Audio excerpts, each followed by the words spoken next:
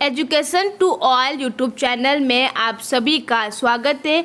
आज की वीडियो में हम हिस्ट्री के पेपर 1 और पेपर 2 के बारे में बात करेंगे जो 2021 में आया था। ये पेपर केवल बीए बीएड करने वाले विद्यार्थियों के लिए है, क्योंकि बीए सेकेंड ईयर में जो हिस्ट्री का कोर्स है वो अलग है। तो वीडियो को शुरू करते हैं और हम हिस्ट्री के पहले पेपर के बारे में बात करते हैं। पार्ट अ, इसमें 3 पार्ट में बांटा गया है, पार्ट अ, पार्ट ब और पार्ट सम। पहला क्वेश्चन है, तुर्की बाबरी की भाषा क्या थी? इसका आंसर है तुर्की भाषा। हम सब जानते हैं कि बाबर ने अपनी आत्मकथा स्वयं लिखी थी और उसने तुर्की भाषा में अपनी आत्मकथा को लिखा था। दूसरा है, भारत में बाबर की विजय का मुख्य कारण क्या था? वैसे तो बाबर के भारत जो विजय थी उसके बहुत से कारण थे, लेकिन इसमें हम बाबर जो भारत में केंद्र सत्ता थी उसका अभाव था, इसलिए हम यहाँ पे लिख सकते हैं कि भारत में बाबर की विजय का मुख्य कारण भारत में केंद्र सत्ता का अभाव होना था। आप चाहे तो इसका आंसर दूसरा ढूंढ के लिख भी सकते हैं। इसका तीसरा क्वेश्चन है, पानीपत का द्वितीय युद्ध कब लड़ा गया था? इसका आंसर है 1556 में इसका युद्ध लड़ा गया था। वैसे इसमें कब पूछा गया है तो हम 1556 लिखेंगे। अगला है, सुलह कुल का अर्थ समझाइए। पांचवा है, दिल्ली के लाल किले का निर्माण किसने करवाया? इसका जवाब है शाहजहां ने। जैसा कि हम जानते हैं कि मुगल काल का स्थापत्य जो स्वर्ण स्थापत्य का स्वर्ण युग है वो शाहजहां के काल में शुरू हुआ था। छठा है, औरंगजेब ने हिंदुओं पर कौन सा धार्मिक कर लगाया था? यह है जजिया कर। जिस समय से मुसलमानों का भारत पर आक्रमण हुआ है उस समय से जजिया कर बहुत ही प्रसिद्ध था। अकबर ने इस कर को हटा दिया था, लेकिन औरंगजेब ने वापस इस कर को शुरू कर दिया था। फिर 7वां क्वेश्चन है, मुगल काल में दीवान रसालत के क्या कार्य थे? 8वां, शाहजहां का युग कृषकों के लिए शांति का युग था। ये किसने लिखा है? 9वां क्वेश्चन है, मुगलकालीन स्थापत्य कला की एक प्रमुख विशेषता लिखिए।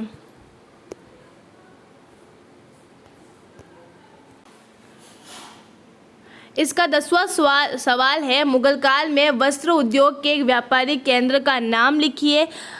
अब है भाग बी, जिसकी है यूनिट 1। भाग बी में 5 यूनिट है, जिसमें अथवा में क्वेश्चन दिए गए। आप 1 यूनिट का आपको एक क्वेश्चन करना है। पहला क्वेश्चन है, अकबरनामा मुगलकालीन इतिहास जानने का मुख्य स्रोत है। इस कथन की सत्यता आंकिए।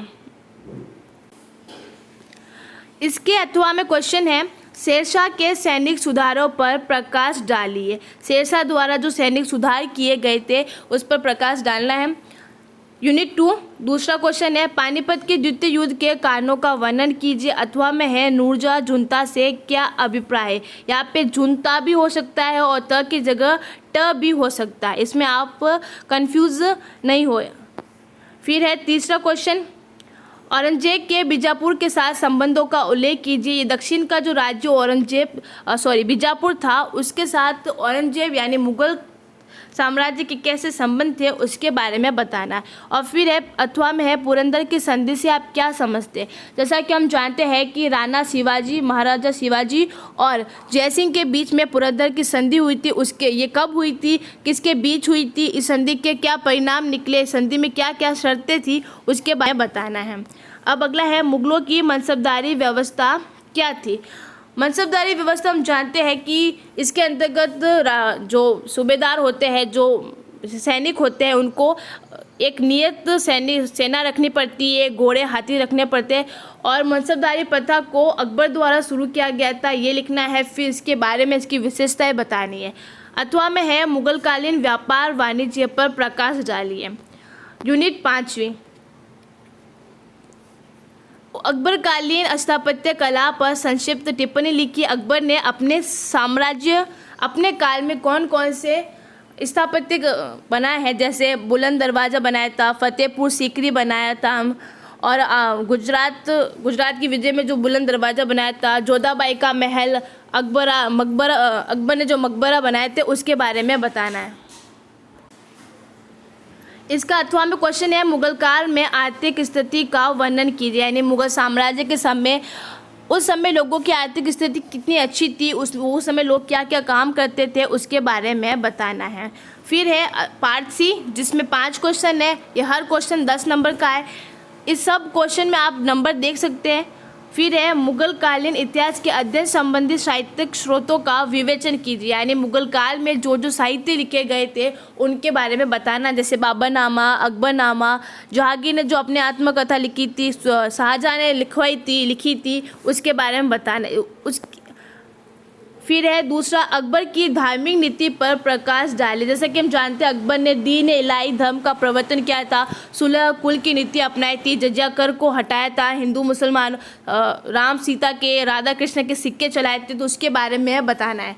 तीसरा है दक्षिण में मराठा शक्ति का उदय मुगलों की सैन्यवादी नीति का प्रतिफल थी, समीक्षा कीजिए। चौथा था मुगलों के प्रशासनिक व्यवस्था का वर्णन कीजिए, यानी किस तरीके से वो अपना प्रशासन चलाते थे। फिर पांचवा है मुगलकालीन साहित्य के विकास का वर्णन कीजिए, यानी किस समय कौन से साहित्य का विकास हुआ, कैसे एक समय के साथ साथ अलग अलग समय में साहित्य का विकास हुआ। जैसे पहले बाबरनामा बनी, बाबरनामा के बाद में गुलबदन बेगम ने हुमायूंनामा बनाया, फिर अकबरनामा लिखी गई थी। साथ ही अलग अलग उस समय के जो साहित्य थे वो प्रचलित में थे।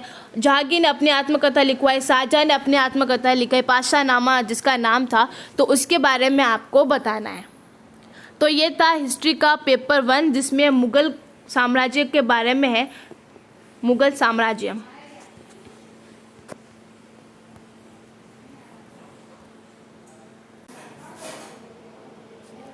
ये हिस्ट्री का दूसरा सेकंड पेपर है, जिसमें अंग्रेज़ों का आगमन है और साथ ही अंग्रेज़ों की नीतियों का भारत पर क्या प्रभाव पड़ा उसके बारे में। ये पार्ट अ है, इसमें भी 3 पार्ट में विभाजित किया गया है। इसमें पहले जो पार्ट अ है उसमें 10 क्वेश्चन है, जो सब 1-1 नंबर के हैं। इसका पहला क्वेश्चन सवाल छूट गया है।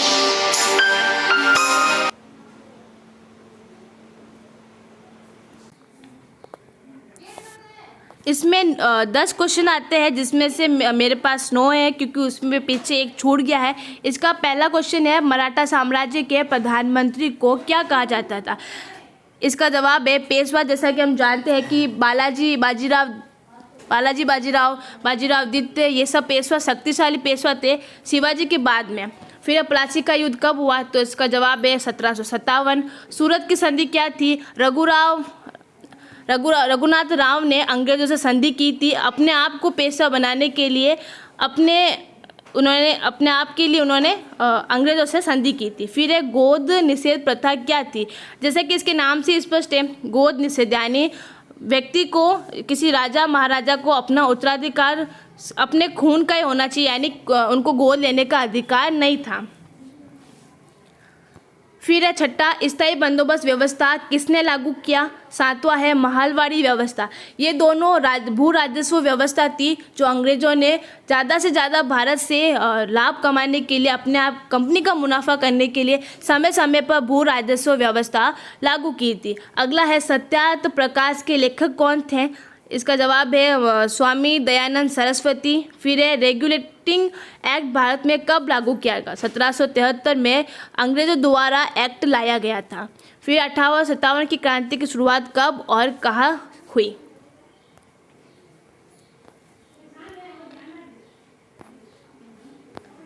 इसका पार्ट बी है और वही है यूनिट 5 है, जिसमें अथवा में क्वेश्चन है। आपको एक क्वेश्चन करना हर यूनिट का। पहला क्वेश्चन है, अंग्रेजों के आगमन के समय भारत की आर्थिक स्थिति को समझाइए, यानी जब तक अंग्रेज भारत में नहीं आए थे तब तक भारत में क्या पद्धति थी कृषि करने की, पशुपालन, उद्योग की क्या स्थिति थी, उसके बारे में बताना। और अथवा में है पेशवाओं के उदय पर संक्षिप्त टिप्पणी लिखिए, यानी जब शिवाजी के बाद मराठा साम्राज्य आगे बढ़ा तो पेशवा ने किस तरीके से सारी शक्ति को अपने हाथ में लिया, कौन कौन से प्रसिद्ध पेशवा हुए, जैसे बाजीराव, बालाजी विश्वनाथ, ऐसे जो पेशवा थे उनके बारे में बताना है। अब हमारी यूनिट 2 है, जिसका क्वेश्चन है प्लासी के युद्ध के कारणों की विवेचना कीजिए, यानी क्या कारण थे जो प्लासी का युद्ध हुआ। फिर है सहायक संधि पर संक्षिप्त टिप्पणी लिखिए। जैसा कि हम जानते हैं कि सहायक संधि को लॉर्ड वेलेस्ली द्वारा लाया गया था और इसमें राज्यों से संधि की जाती थी और उसके राज्य के दरबार में एक सैनिक रखे जाते थे और राज्य द्वारा उसका खर्च वहन किया जाता था। तो इसमें आपको सहायक संधि किसने लागू की, कब लागू की गई, इसकी क्या विशेषता है, कंपनी को इससे क्या लाभ हुआ, इसके बारे में आपको इसमें थोड़ा थोड़ा बताना है। फिर अगला है यूनिट तीसरी है, इसमें स्थायी बंदोबस्त के गुणों की विवेचना कीजिए, यानी जो अंग्रेजों द्वारा भू राजस्व की व्यवस्था लागू की गई थी उसके क्या गुण थे, ओनली गुण लिखने इसमें। अथवा में है कुटीर उद्योगों के पतन के कारणों की विवेचना कीजिए। इकाई चौथी है इसकी, ब्रह्म समाज के सामाजिक धार्मिक योगदान का परीक्षण कीजिए।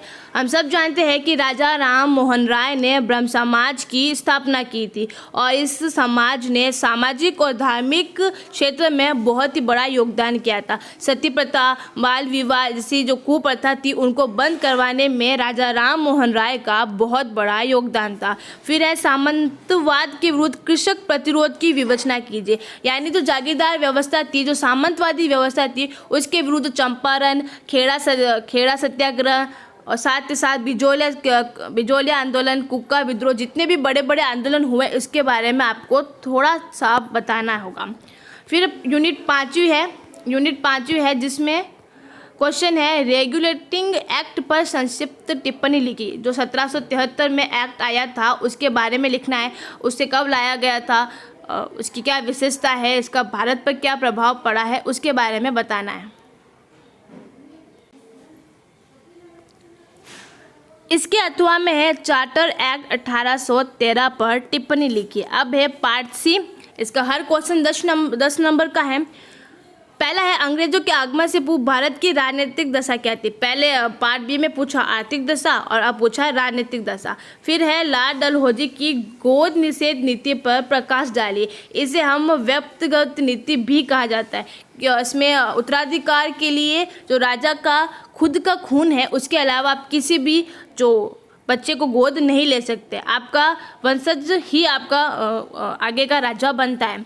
फिर अगला है धन निष्कासन के कारणों की विवेचना कीजिए। दादा भाई नौरोजी ने धन निष्कासन का सिद्धांत दिया और बताया कि कैसे जो अंग्रेज है वो भारत को आर्थिक पंगु बना चुके हैं और भारत से सारा धन क्या है इंग्लैंड की तरफ भेज रहे हैं। फिर है चौथा, अंग्रेजी शासन में भारतीय प्रेस का विकास का मूल्यांकन कीजिए। राजा राम मोहन राय और बहुत से जो कवि थे, लेखक थे, उन्होंने अलग अलग समय पर समाचार पत्र निकाले, उसका विकास हुआ। भारत में पुर्तगालियों ने प्रिंटिंग प्रेस की शुरुआत की थी। तो जैसे जैसे समय निकलता गया वैसे वैसे भारतीय प्रेस के विकास का इसमें आपको मूल्यांकन करना है कि कब कौन सा प्रेस पर प्रतिबंध लगाया गया था, उसके बारे में बताना। फिर है 1857 की क्रांति के कारणों की विवेचना कीजिए। क्या कारण थे जो 1857 की क्रांति हुई। तो ये था वो पेपर फर्स्ट और पेपर सेकंड जो आज की वीडियो में हमने आपको बताया है। आपको ये वीडियो कैसी लगी हमें कमेंट बॉक्स में ज़रूर बताएगा और साथ ही आपको और कौन से प्रीवियस सब्जेक्ट किन विषय के प्रीवियस पेपर चाहिए देखने हैं वो भी हमें ज़रूर बताएगा। धन्यवाद।